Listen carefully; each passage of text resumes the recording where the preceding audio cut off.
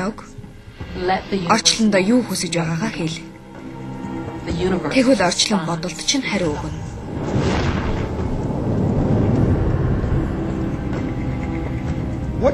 Та үнэндээ яг юу хүсдэг вэ?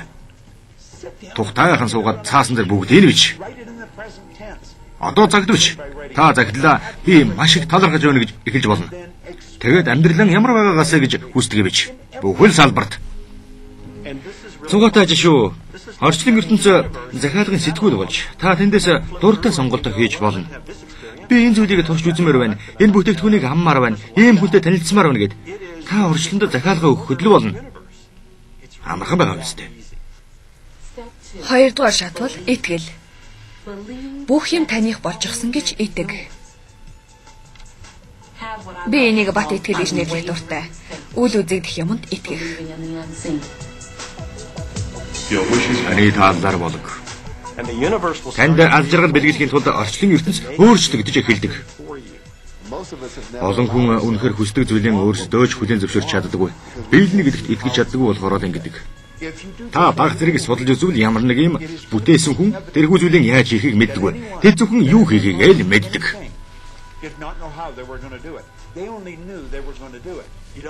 Таны хүссэн зүйл чинь танд яаж орж ирэхийг та мэдэх албагүй. Орчлон таны төлөө яаж өөрчлөгдөхийг та мэдэх албагүй. Та яаж гэдгийг мэдэхгүй ч хүсэл биелнэ. Арга зам нь өөрөө л гараад ирнэ. Хүссэн зүйл нь биелэхгүй болохоор бид их ихтэй хясаж сэтгэлээр унаж эхэлдэг. Тэгээд эргэлзэж эхэлдэг юм. Эргэлзээ үүсвэл сэтгэл гутрал үүсэх нь ойлгомжтой. Ийм мэдрэмж орж ирэнгүүт боломж олгодоггүй бат итгэлээр өөрчлөөрэй. Хүссэн зүйл минь ойрхон байгааг би мэдэж байна. Би мэдэрч байна. Хамгийн сүүлчийн 3 дугаар шат бол хүлээж авах. Step 3 and the final step in the process is to receive. Хүссэн зүйлийнхаа тухай сайнаар бодож эхэл. Хүсэл чинь биелэхэд танд ямар санагдах вэ? Тэрнийг мэдэр. Байгаа юм шиг мэдэр. Та энэ бүх хугацаанд өөдрөг сэтгэлтэй байх нь чухал. Аз жаргалаар бэлхэж байх. Сэтгэл сайхан үед хүссэн зүйлийнхээ давтамжинд хүрдэг юм. Энэ бол орчлон ертөнцийн мэдрэмж юм. Та оюундаа энэ бүтэх юм байна. Тэгж бодоод зүгээр л итгэж сэтгэл зүрхнээсээ тэрнийгээ мэдэрч чадаагүй бол амьдралдаа хүссэн зүйлээ бүтээх хүч чадал дутна. Тэрнийгээ мэдрэх ёстой байдаг юм л да.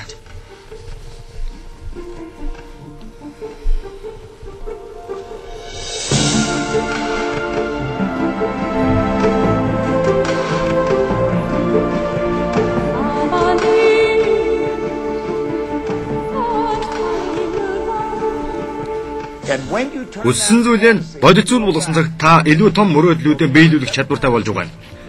Найз нар минь, энэ та нарын үр бүтээл юм шүү. Та хүчний хуулийг судалж хадгалж явах гэдэг нь та хүссэн зүйлээ яг одоо болсон юм шиг мэдрэхэд юу хийх хэрэгтэйг олоход туслах арга зам юм л да. Хүссэн машинаа туршиж амж үз, хүссэн гэртээ тавих зүйлсээ ав. Тэр гэрт орж үз. Одоо байгаа юм шиг мэдрэхэд туслах бүхнийг хийж үз. Тэгээд энэ мэдрэмжээ марталгүй санаж өг. Та хүсэлтэн ойрдох бүхнийг хийсээр хүслээ биелэхэд туслана. Нэг л өдөр та зэрэгт хүсэл чинь биелсэн байна. Эсвэл та хүслээ биелүүлэхэд тусуулах ямар нэгэн санаа бодож олж болох юм. Тэгвэл илүү хэлбэр шүү дээ.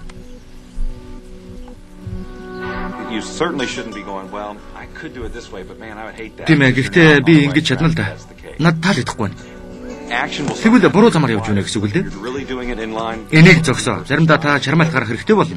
Орчлон ертөнцөөс илгээсэн таны хүслийг биелүүлэхэд туслах боломж мөн бол таны сонголт баяр хөөргийг л дагуулах ёстой. Та ирж хүчийг мэдэрч орчлон ертөнц хөдөлгөөнд дуртай. Битгий хойшлол. Хоёр дахь боломжийг битгий хүлээ. Битгий эргэлз. Боломж чинь энд байвал, түлхэц байвал, зөв мэдрэмж чинь дотроос нь энэ яг мөн гэж хэлж байвал тэгвэл та хөдөл. Таны ажил энэ. Тиймээс эмхэн юм шаардлагадна. Та хэрэгтэй бүхнээ өөртөө татдаг болно. Та хэрэгтэй мөнгөө татж чадна. Хэрэгтэй хүмүүсийг татж чадна. Хэрэгтэй ном бол та татж чадна. Өөр чинь татагдсан бүхнийг сайтар хар. Та хүссэн зүйлийн төсөөлөн бодоход тэрхүү зүйлүүдэд та өөрөө татагдж тэд танд татагдана. Хамгийн чухал нь бод байдал тантай хамт танаар дамжин биелдэг. Хууль ингэж л үйлчилдэг.